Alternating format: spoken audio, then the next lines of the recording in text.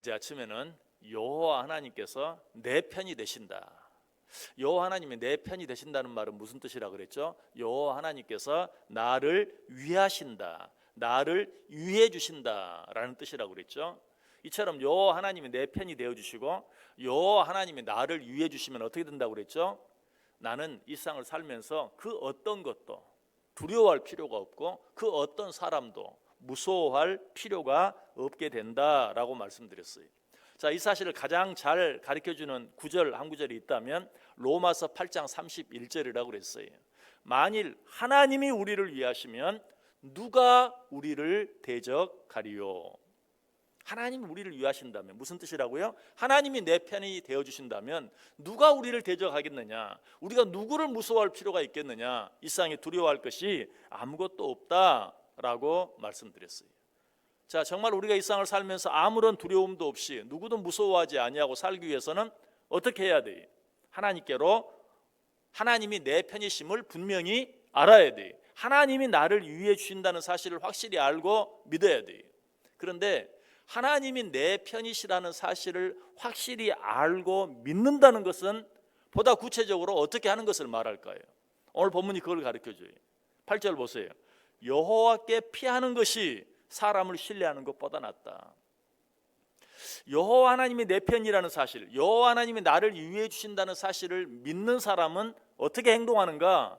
하나님께로 피해요. 하나님이 내 편이시니까, 하나님이 나를 위해 주시니까 당연히 어떤 일이 있으면, 어떤 문제가 있으면, 어떤 어려움이 있으면, 어떤 두려움이 느껴질 때 누구에게로? 내 편이신 하나님께로 피하는 거죠. 하나님께로 피하지 않는다는 것은 아직도 하나님이 내 편이라는 사실을 믿지 못한다는 것이. 그러므로 하나님이 내 편이시라는 사실을 분명히 아는 자는 어때요? 하나님께 피해. 사람에게 피하지 않아요.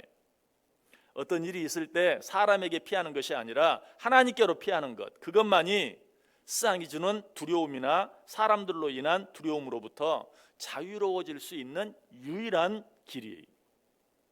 물론 사람 가운데도 좀 나은 사람이 있긴 하죠. 그러나 그 사람 역시 사람일 뿐이에요. 사람은 어디까지나 사람일 뿐이지 그 이상도 그 이하도 아니. 그래서 오늘 본문 9절은 이렇게 말해요. 여호와께 피하는 것이 고관들을 신뢰하는 것보다 낫도다. 여러분, 여기서 말하는 고관들은 단순히 그저 높은 지위에 있는 사람만 말하는 게 아니에요. 뭐 요즘도 마찬가지긴 하죠. 사람이 높아지려면 어때요? 사람들에게 존경을 받아야 되고 사랑을 받아야 되고 인정을 받아야 돼요. 여기서 말하는 고관은 사람들에게 사랑받고 존경받고 인정받는 사람들을 말해요. 그럼에도 불구하고 너희는 제 아무리 훌륭하고 제 아무리 존경받을 만한 사람이라 할지라도 사람을 신뢰하지 말라. 그 사람에게로 피하지 말라. 오직 누구에게로 피하라? 하나님께로 피하라 라고 말하고 있어요. 이 사실을 또 잘 가르쳐주는 구절이 있어요. 우리 성경 같이 한번 읽어보겠습니다. 이사야 31장 3절 말씀 같이 읽습니다. 애굽은 사람이요 신이 아니며 그들의 말들은 육체요 영이 아니라 여호와께서 그의 손을 펴시면 돕는 자도 넘어지며 도움을 받는 자도 엎드러져서 다 함께 멸망하리라. 아멘. 아니, 사람 가운데 정말 사랑받을 만하고 존경받을 만하고 인정받을 만한 사람이 있으면 그래도 그 사람 신뢰하고 어떤 어려운 일이 있을 때 그 사람에게 도움을 구할 수도 있지 않습니까? 물론 이 세상에 변하지 않는 사람은 한 사람도 없죠. 그런데 설령 절대로 변하지 않는 사람이 있다 할지라도 사람은 어떻습니까? 자기 힘으로는 도무지 어떻게 할 수 없는 일들이 있어요. 여기 보면 뭐라고 말합니까? 하나님이 손을 펴시면 돕는 자도 넘어지며 도움을 받는 자도 엎드러질 수밖에 없다. 내가 정말 선해요. 나는 정말 착해요. 나는 절대로 변하지 않아요.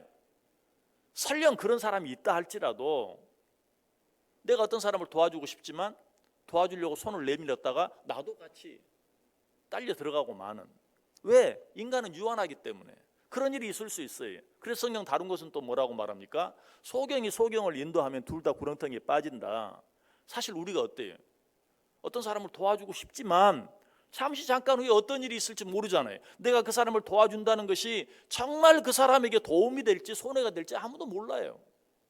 그것이 사람이. 그래서 성경은 말하는 거예요. 제 아무리 훌륭한 사람이 있다 할지라도 그 사람을 신뢰하지 말라. 그 사람도 너와 똑같은 잠깐 후의 일을 알지 못하는 사람일 뿐이다 라고 말하고 있어요. 두로 왕이 있죠. 두로 왕은 모든 일들이 너무 잘 돼서 온 세상을 그냥 제패할 만큼 힘이 있고 능력이 있는 왕이었어요. 그로 인해서 교만해졌어요. 그 교만이 하늘을 찌를 때 하나님께서 에스겔 선지자에게 어떤 말씀을 주셨는 줄 아세요? 우리 그 말씀도 한번 읽어봅니다. 에스겔 28장 2절 말씀. 에스겔 28장 2절 같이 읽습니다. 인자야, 너는 두로 왕에게 이르기를 주 여호와께서 이같이 말씀하시되 내 마음이 교만하여 말하기를 나는 신이라 내가 하나님의 자리 곧 바다 가운데 앉아 있다 하도다. 내 마음이 하나님의 마음 같은 채 할지라도 너는 사람이요 신이 아니거늘. 두로 왕이 자기 힘이 막강해지니까 자기를 향해서 뭐라고 말해요? 나는 신이다 라고 말하고 있어요. 자, 그런 두로 왕을 향해 하나님 에스겔 선지자를 통해 뭐라고 말해요? 네 마음이 하나님의 마음 같은 채 할지라도, 네가 좀 강해졌다고 힘이 있다고 하나님인 채 한다 할지라도 너는 사람이지 신이 아니다 라고 말하고 있어요. 이 세상에 정말 내가 보기에 신과 같은 사람이 있다 할지라도 그 사람은 신이 아니에요. 죄송합니다. 여러분의 남편이 혹시 신과 같이 보입니까? 여러분의 아내가 신과 같이 보입니까? 설령 그렇다 할지라도 그 사람은 신이 아니. 그 사람도 나와 똑같은 사람일 뿐이. 바울은 이런 사실을 분명히 알았어요. 그래서 사람들이 자신과 바나바가 병든 자를 고치는 그런 기적적인 모습을 보고 저들은 사람이 아니다. 그래서 바울은 스스라고 바나바는 허메라고 부르면서 그들을 신처럼 모시려고 했어요. 그때 사도 바울이 뭐라고 말합니까? 여러분이요 어찌하여 이런 일을 합니까? 우리도 여러분과 같은 성정을 가진 사람일 뿐입니다. 우리는 신이 아닙니다 라고 고백하는 것을 보죠. 사람은 모두 사람일 뿐이 그 이상도 그 이하도 아니, 오직 하나님만을 신뢰하시기를 바랍니다. 어떤 일이 있을 때 오직 하나님께로만 피하시기를 바랍니다. 이 사실이 얼마나 중요한가. 여러분, 오늘 말씀을 오늘 우리가 생각하는 말씀이 시편 118편이죠.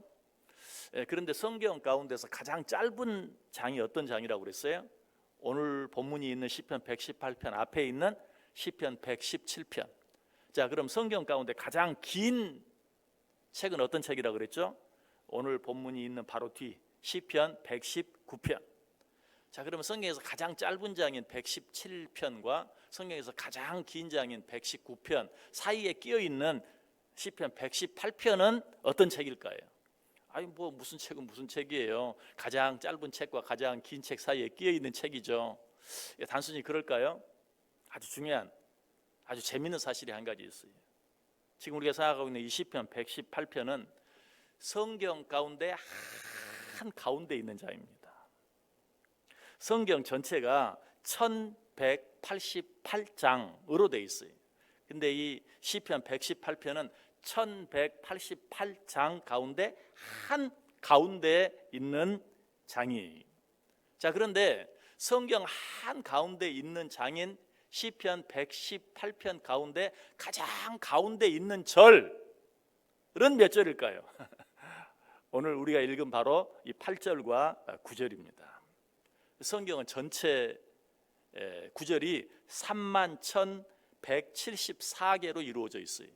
이 31,174개의 구절을 딱 반으로 나누면 15,587이 되는데 오늘 본문 8절이 15,587번째 구절이고 9절이 15,588번째 구절이, 이렇게 해서 절수로 따져도 오늘 본문 이 8절과 9절이 성경 한 가운데에 있는 절이에요.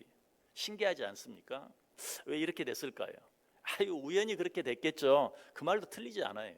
그렇게 말한다고 해서 잘못된 거 아닙니다. 그러나 저는 그렇게 생각하지 않아요. 하나님께는 우연이 없어요. 우연이 없는 하나님의 감동하심으로 기록된 책 한 중앙에 있는 장 한 가운데 있는 절이 우연히 그렇게 있을까? 그렇다면 하나님이 왜 그렇게 하셨을까? 저는 이 말씀을 이렇게 받아요. 너는 이 말씀으로 네 삶의 중심을 잡아라. 세상과 하나님 사이에 살면서 너는 이 말씀으로 네 삶의 중심을 잡아라. 세상에 많은 사람들 가운데 살면서 너는 이 구절로 네 모든 믿음의 중심을 흔들리지 말고 굳게 잡아라 라는 의미에서 그렇게 하지 않았을까? 꼭 그렇게 했다고 주장하면 또 잘못될 수도 있어요. 나중에 하나님한테 물어보고 왜 이 장이 성경 한가운데 있고 왜 이 절이 성경 맨 가운데 있을까? 이 구절 가지고 우리의 삶의 중심 잡는다고 잘못될 거 하나도 없잖아요. 세상과 하나님 사이에서 갈팡질팡 우왕좌왕 할 때가 참 많아요. 그때 이 말씀으로 중심을 잡으세요. 어떻게? 여호와께 피하는 것이 사람을 신뢰하는 것보다 낫다. 여호와께 피하는 것이 고관들을 신뢰하는 것보다 낫다. 세상과 하나님 사이에서 세상에 제 아무리 힘이 있고 능력이 있는 어떤 사람이 있다 할지라도 그 사람과 하나님 사이에서 내가 흔들리지 말자. 중심을 바로잡자.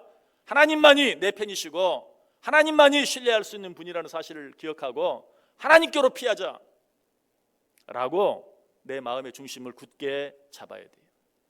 이 중심만 굳게 잡고 있으면 어떤 일 앞에서도 흔들리지 않아요. 이 세상에 그 어떤 일도 두려워할 필요가 없어요. 이 세상에 어떤 사람도 무서워할 필요가 없어요.